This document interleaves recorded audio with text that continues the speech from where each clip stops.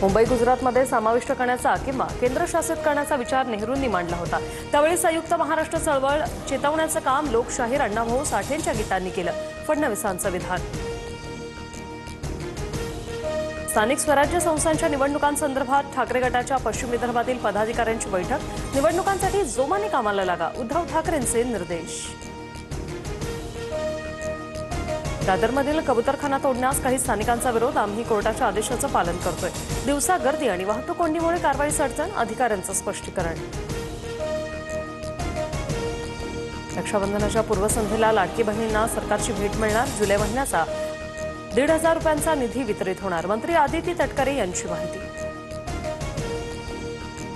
ठाकरे बंधूंना शह देण्यासाठी भाजपचा गुजराती तडका। मुंबईत गुजराती नाट्यप्रयोगाचं आयोजन। मनसे कामगार सेनेच्या मनोज चव्हाण यांचा विरोध। मराठी साहित्य संमेलन इतर राज्यात करून दाखवण्याचं आव्हान।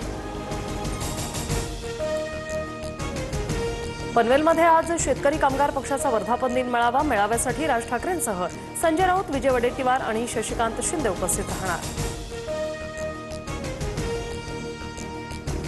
राहुल गांधींनी कोणत्याही मुद्द्यावर पत्र पाठवलेलं नाही। त्यांचे आरोप बेकायदेशीर। राहुल गांधींच्या आरोपांवर निवडणूक आयोगाचं स्पष्टीकरण।